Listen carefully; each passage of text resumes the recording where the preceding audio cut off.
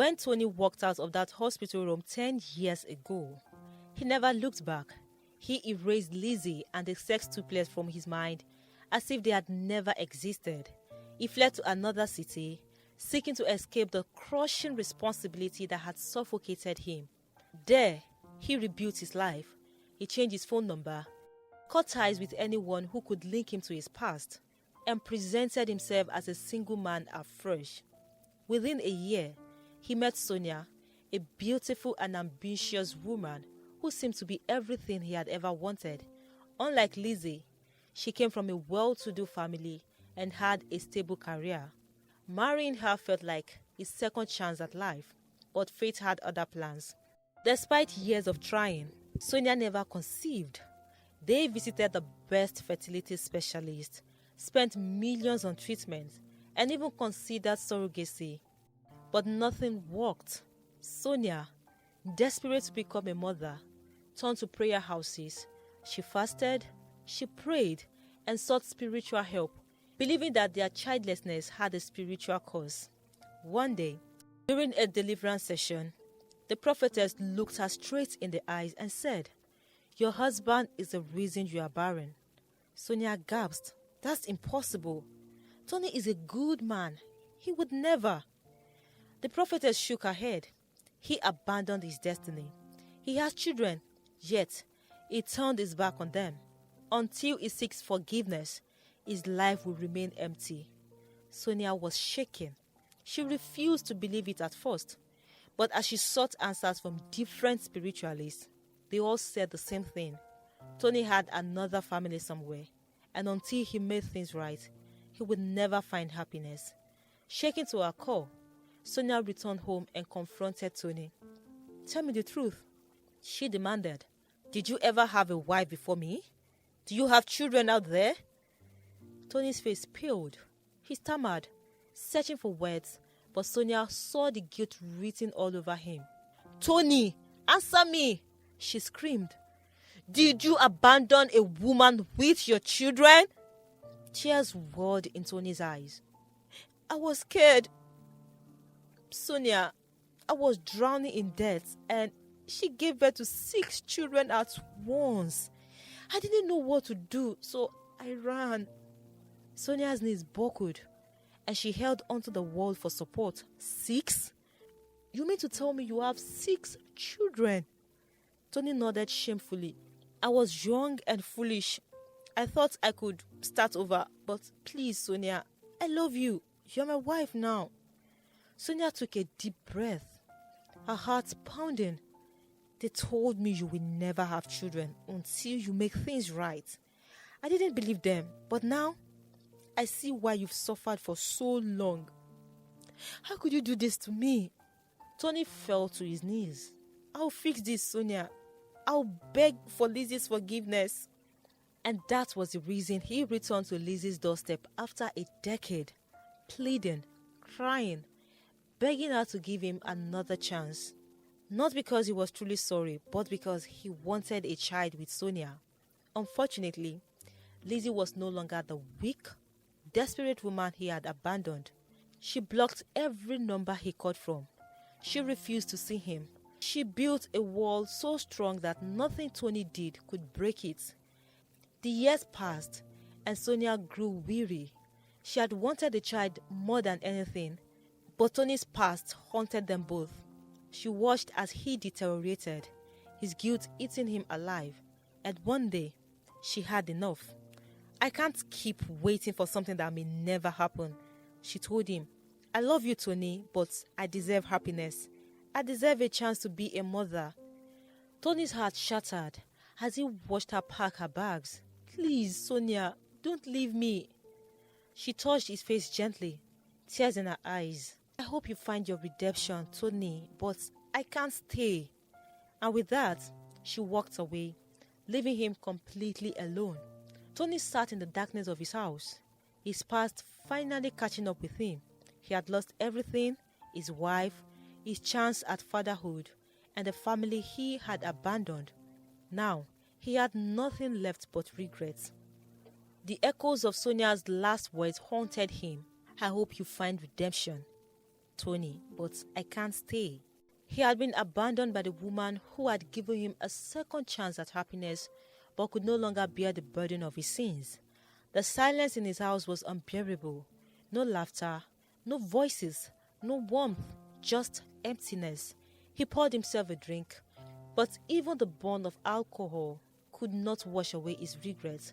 His thoughts kept dragging him back to the children he had never met, the 6 lives he had walked away from. Did they even know his name?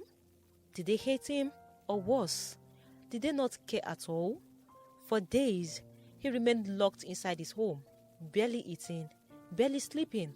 The once confident man had been reduced to a shadow, a prisoner of his own remorse. Then, one night, as he lay staring at the ceiling, he made a decision. He had to see them. The journey to find Lizzy and the children was not an easy one. The last time he had tried, she had shut him out completely. But this time, he was not looking for forgiveness. He just wanted to see them, to know if they were happy, if they were safe. He started by searching online, hoping to find any trace of them. He checked social media, searched for news articles, anything that might give him a clue. And then, finally, he found something. A local community blog had done a feature on a single mother raising sextuplets, celebrating her strength and resilience. His heart pounded as he read the article. It was Lizzy, his Lizzy and the children. His children were there, smiling in the pictures. They looked happy. They looked strong. And he had missed everything. Armed with the information, he went to the neighborhood mentioned in the article. He stood outside the modest but beautiful home, watching from a distance as Lizzy ushered the children inside. They were teenagers now, tall, healthy and full of life. He had missed every birthday, every first word, every milestone. Tears welled in his eyes as he realized just how much time had been lost. And then, just as he turned to leave, Lizzy stepped outside and saw him. Their eyes met, and for a moment, time stood still. She didn't look angry. She didn't look surprised. She just looked tired. "What do you want, Tony?" Her voice was calm but firm, carrying weight of years of pain. "I don't know," he admitted. "I just needed to see them." Lizzy crossed her arms, studying him. He looked different, older, worn out, defeated. She had imagined this moment for years. How she would yell at him, tell him to leave and never come back. But now that he was here, he didn't seem like the man who had abandoned her.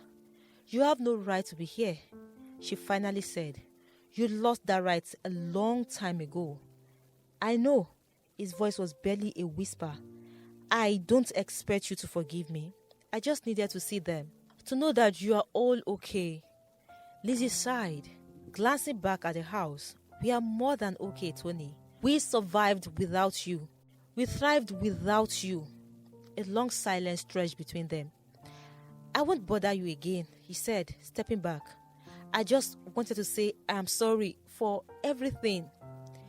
Lizzy didn't reply. She just turned and walked back inside, closing the door behind her. Tony stood there for a long time before finally walking away, knowing deep down that he would never be a part of their lives again. Tony walked away, his heart heavier than it had ever been. He had seen them, his children, but only from a distance. They were growing into young adults, vibrant and full of life. Yet, he remained nothing more than a shadow in their past.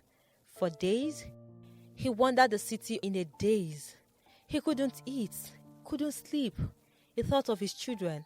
The life he had missed tormented him. He was a father only in name, nothing more. The weight of his past mistake crushed him. Then, one evening, as he sat alone in his apartment, an idea struck him.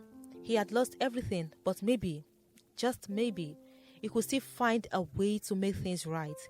He couldn't change the past, but perhaps he could prove to his children that he had changed.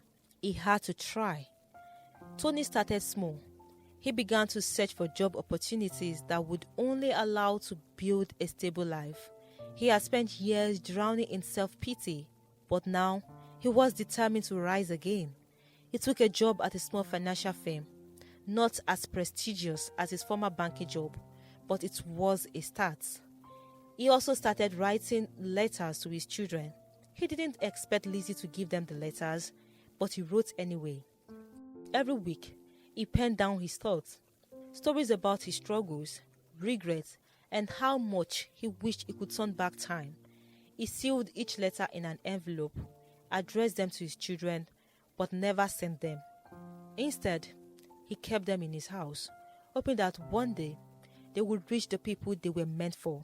After months of working tirelessly, he made a decision. He would try to see them one last time, not as the man who had abandoned them, but as the father who was trying to find his way back. Lizzy was in the middle of preparing dinner when she heard a knock on the door. She wiped her hands on her apron and opened it, only to find Tony standing there, looking nervous. She sighed. "Tony, I told you." "Please, Lizzy," he interrupted, his voice desperate. "I won't ask for anything, just 5 minutes, that's all." She hesitated but eventually stepped outside, closing the door behind her. "What do you want?" He pulled out a stack of letters from his pocket. They are for the children. I know I can't ask for forgiveness, but maybe one day they want to know who I was. Even if they never read them, I just wanted to leave something behind." Lizzy looked down at the letters. She didn't take them. Instead, she studied Tony, seeing the exhaustion in his eyes, the genuine pain in his expression. "I don't know what to do with this," she admitted. "They don't even ask about you." Tony swallowed hard. That hurt, but he understood. "I know. I just needed to try." A long silence stretched between them. Then, for the first time in years, Lizzy softened, just a little. "Tony," she said slowly, "I don't hate you anymore, but I won't let you hurt them again. They deserve better. If you truly want to change, prove it with actions, not words." Hope flickered in his eyes. "How? What can I do?" She hesitated before answering. "I don't know. That's something you will have to figure out on your own." Then, without another word, she stepped back inside and closed the door, leaving Tony standing there with nothing but his regrets and the letters still clutched in his hands. As he walked away, he realized something important. Lizzy had given him a chance, not to return to their lives, but to become a man worthy of their forgiveness. And for the first time in years, Tony had hope. For years, he had begged for forgiveness, thinking that saying the right things would undo the past. But Lizzy had made it clear, redemption wouldn't come through pleas and apologies. It had to be earned. And so, he made a decision. The next morning, Tony woke up with a clarity he hadn't felt in years. His first step was to rebuild himself, not just as a father, but as a man worthy of his children's respect. He left his job at the failing financial firm and started working under a mentorship program for young entrepreneurs. He attended business workshops, learned financial literacy beyond just banking, and networked with influential people who could help him grow. It was difficult, but he stayed disciplined.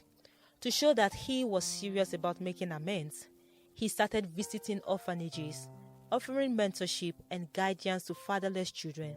He donated his time and resources to helping young boys grow into responsible men, something he had failed to be when his own children were born.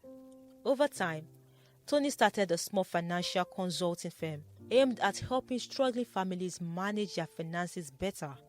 It was his way of giving back, of ensuring that others didn't make the same mistake he had made when he borrowed beyond his means for a glamorous wedding. Lizzy had not responded to any of his messages or letters, and he respected her silence, but he still longed to be part of his children's lives. So, he observed them from a distance. He learned their names: Daniel, David, Destiny, Deborah, Divine, and Daniela.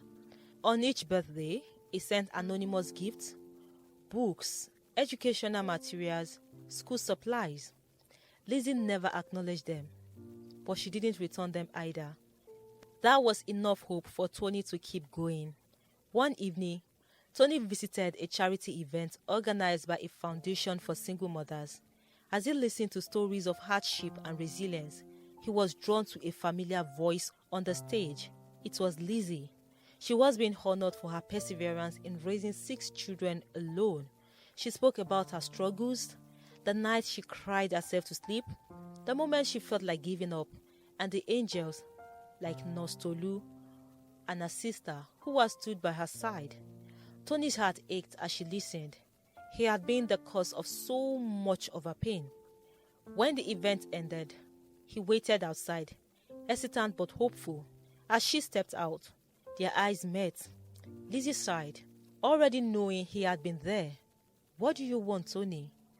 "I wanted to say, I am proud of you." His voice was sincere. "And I wanted to tell you that I've been trying to be the man I should have been back then." Lizzy studied him, searching for deception, but there was none. "I know you sent those gifts," she finally said, "and I let them stay because the children deserve good things." Tony nodded, relief washing over him. "But that doesn't mean I've forgiven you," she added quickly, "or that you have a place in their lives." "I understand," Tony said. "I just needed you to know I won't stop trying to be better, whether you forgive me or not." For the first time, Lizzy saw something different in Tony, a change she couldn't deny. She exhaled deeply. Good. Then she turned and walked away. After the single mother program, Tony left with a renewed determination. He knew Lizzy wouldn't just take his word for it. She had struggled for too long to let him come back into their lives with nothing but apologies. He needed to do something meaningful. He started by asking around about Lizzy's life, not to intrude, but to understand how he could help without imposing. He reached out to organizations that supported single mothers, learning about the struggles they faced. He volunteered his time, helping with programs that provided job training, childcare support, and financial literacy classes for struggling mothers. His commitment didn't go unnoticed. Weeks passed, and Tony remained consistent. He worked extra shifts and set aside a portion of his earnings for his children's education. He collaborated with NGOs, using his finance background to help single mothers manage their small businesses. One evening, Lizzy sat across from Nurse Tolu in her living room. Her younger sister, Joy, was there too, while they discussed. "He's different," Lizzy admitted, staring at the TV absent-mindedly. Joy scoffed. "People like Tony don't change, oh. They just act like they do when they want something." Nurse Tolu, however, was more measured. "I've seen many men walk away from their families, but I've never seen one return like this. He's not asking for a place in your life, Lizzy. He's just making amends." Lizzy let out a heavy sigh. "I don't know what to do. The children don't even ask about him anymore. They've moved on. Shouldn't I?" Nurse Tolu reached across the table and took her hand. "Moving on doesn't mean holding on to bitterness. You don't have to take him back, but maybe you can let him prove himself to the children." Lizzy thought about it all night and she made a decision. The next week, she reached out to Tony. "I need help with something," she said over the phone. Her voice was hesitant but firm. "Anything," Tony responded immediately. She cleared her throat. "The children's university fees. I can handle it, but if you are serious about stepping up, this is your chance." Tony was silent for a moment before answering. "Send me the details," and he meant it. Over the next few months, Tony contributed steadily. He made no demands, asked for no favors, and never used his financial support as a bargaining chip to see his children. He even created a trust fund for them, ensuring they would always have security, even if Lizzy never forgave him. Lizzy noticed everything. She saw the way he interacted with the community, how he supported struggling families without expecting anything in return. She saw the sacrifices he made and how he stayed true to his word. Slowly, something in her began to shift. One day, Lizzy came home to see her son, David, sitting in the living room, holding an envelope. "What's that?" she asked. David looked up. "It's from Dad." Lizzy stiffened. "He gave it to you?" David shook his head. No, I saw it by the doorstep. It's a university scholarship he helped secure for us. Lizzy's breath hitched. Oh, that's great. David hesitated before asking, Mom, do you still hate him? Lizzy exhaled slowly. She took the envelope from his hand, tracing the edges thoughtfully. No, David, she said finally. I don't hate him anymore. I have forgiven him. David nodded, as if he already knew the answer. Then maybe we can see him sometime. Lizzy felt her heart clench at the innocence of her son's voice. She had spent years protecting her children from Tony's absence, ensuring they never felt it. But now, Tony was trying, really trying, and she owed it to them to consider what that meant. A few weeks later, Lizzy sat in a quiet cafe. Across from her, Tony waited, hands clasped tightly. He looked nervous, uncertain. Lizzy took a deep breath. You hurt me, Tony. You hurt our children. I spent years trying to move on, trying to forget you, but now I see that forgetting isn't what we needed. Healing is. His throat tightened. Lizzy, She lifted a hand, stopping him. I'm not saying things will ever be the same, but the children deserve to know their father. If they choose to, they are old enough to decide. I won't stand in the way anymore. Tears burned Tony's eyes. Thank you, Lizzy. I promise I won't fail them. She nodded. I need one more thing from you. No more grand gestures. No more forced apologies. Just be present. If they let you in, don't ever walk away again. Tony swallowed hard and nodded. I won't. The following week, Lizzy arranged for Tony to meet with the children. Tony arrived at the meeting spot early. His heart raced with anticipation. This was it, the moment he had been working towards for years. He had fought his demons, rebuilt his life, and done everything in his power to prove that he had changed. But none of it mattered if Lizzy and the children didn't see him as worthy. Then Lizzy walked in. She was still as beautiful as the day he left, but stronger, more self-assured. She carried herself with the grace of a woman who had conquered mountains, and beside her, walking cautiously, were his children, his 6 miracles, now young adults stepping into their own destinies. Tony's breath hitched as he sat down. The silence between them was heavy, yet filled with 1,000 unspoken words. Lizzy cleared her throat, breaking the tension. I've thought about this a lot, she began. About whether or not you deserve to be in their lives. About whether I should even give you a chance after everything you put us through. Tony swallowed hard, nodding. I understand, and whatever you decide, I will respect. She exhaled slowly, then looked at the children. What do you all think? David, the eldest, spoke first. I think I would like to get to know him. I won't lie. I was angry for years, but seeing how hard he's tried, I just want to understand why he left. The others murmured in agreement, some nodding hesitantly. Lizzy turned to Tony. You will answer every question they have. No sugarcoating, no excuses.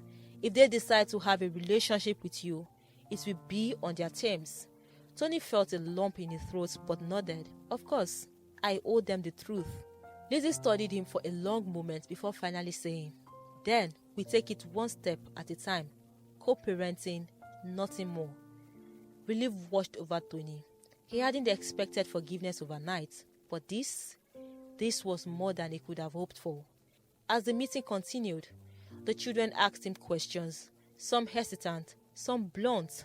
He answered each with honesty, not holding back on his regrets, his failures, and his struggles, and for the first time in over a decade, Tony felt like he was finally stepping back into the role he had abandoned. That night, as Lizzy and the children left, Tony stood outside the cafe, watching them go. Lizzy turned back for a brief moment, meeting his gaze. Don't mess this up, Tony, she said softly. He nodded, I won't. And as she walked away, Tony knew this was his second chance, not as a husband, but as a father, and he would never waste it again. He was glad that he was finally forgiven, and he was hell-bent on making this good. If you enjoyed this video, you will like the next one. Click to watch it now. I'll see you in the next. Thanks for always watching. Goodbye.